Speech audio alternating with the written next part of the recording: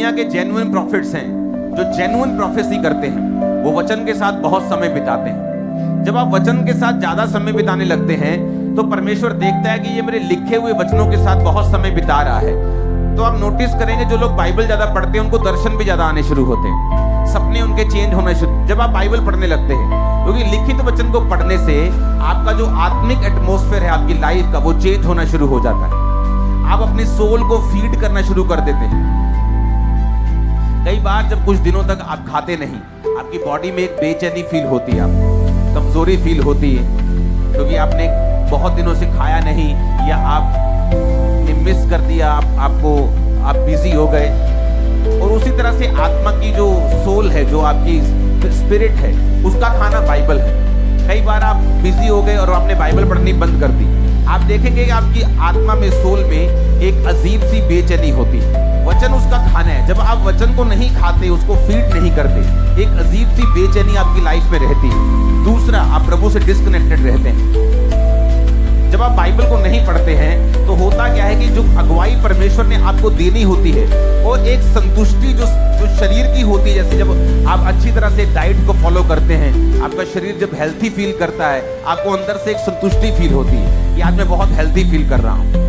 उसी तरह से आपकी स्पिरिट जब हेल्थी फील करती है और संतुष्ट और कंटेंट फील करती है, फिर वो एक्यूरेट पोजीशन में होती है कि वो परमेश्वर की बात को सुन सके। पहला राजा 17 बाब उसकी 1 आयत से उसमें लिखा हुआ है, तिशबी एलिया जो गिलाद के परदेशियों में से था, उसने अहाब से कहा, इज़राइल का परमेश्वर यहोवा जिसके सम्मुख मैं उपस्थित रहता हूँ, उसके जीवन की शपथ, इन वर्षों में मेरे कहे बिना ना तो मेह बरसेगा ना ओस पड़ेगी।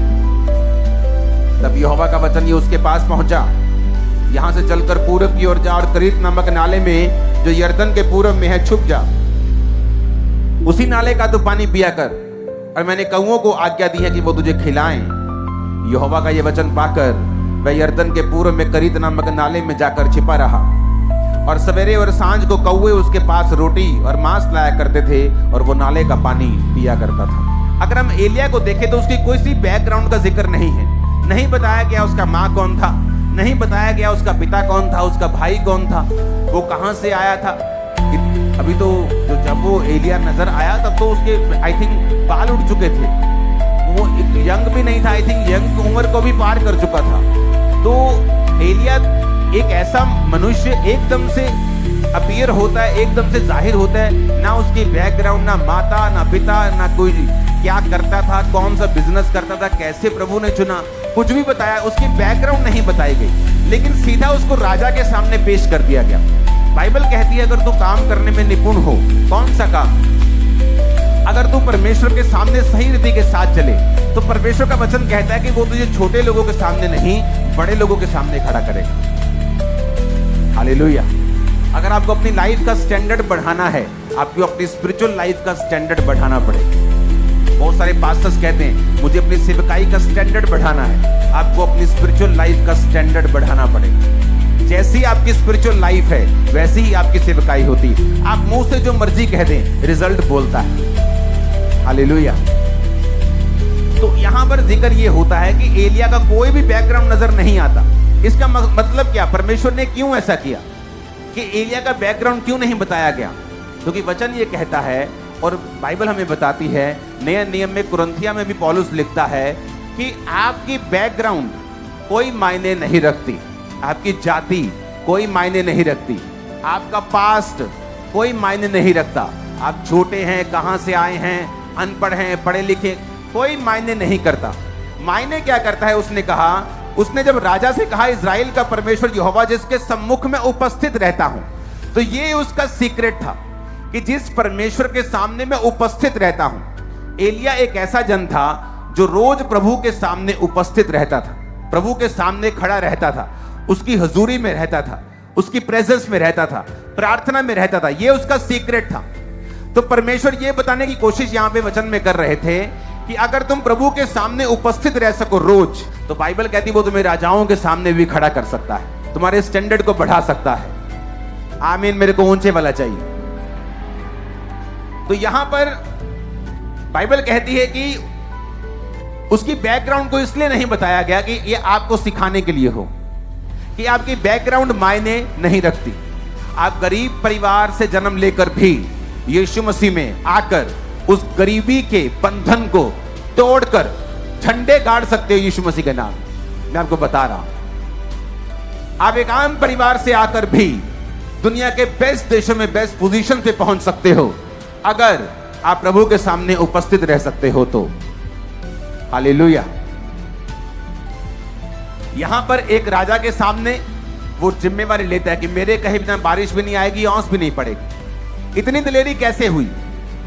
जबकि अगर आप आगे पढ़ें, इसी एलिया की स्टोरी को आगे पढ़ें, जब उसने बाल के नबियों को और अशेरा के नबियों को मार दिया, 850 नबी एक दिन में मारे गए।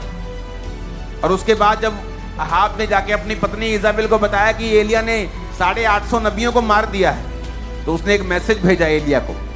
उसने कहा, एलिया अगर शाम तक मैं तेरा हाल वही ना कर दूं तो देवता मुझसे भी वही अधिक करे जो उनके साथ हुआ है। तो बाइबल कहती है एलिया भागा। अब क्यों भागा? जो राजा से नहीं डरा, इजाबेल से कैसे डर सकता है? जो फर्स्ट पावर से नहीं डरा, सेकंड पावर से कैसे डर सकता है? इसका एक एग्जाम्पल है कि जब चाहे वो एलिया था, नाम बड़ा था, लेकिन पावर का सोर्स परमेश्वर था। उपस्थित रहा प्रभु के सामने, और जब आप प्रभु के सामने उपस्थित रहते हैं, आप में एक अजीब तरह की दलेरी आ जाती। वो कैंसर फिर आपको डराता नहीं, वो दुश्मन आपको डराने नहीं पाता, वो शैतान फिर आपको उससे डर नहीं लगता।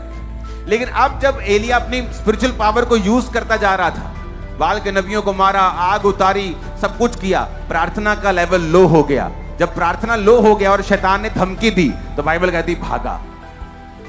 इससे क्या मालूम होता है कि आपकी लाइफ में ना तो बल से कुछ होगा, ना शक्ति से होगा, ना आपकी विल पावर से होगा, ना आपकी शारीरिक दलेरी से होगा। बड़े बड़े शारीरिक दलेर जब परमेश्वर के राज्य को जरूरत होती भाग जाते हैं।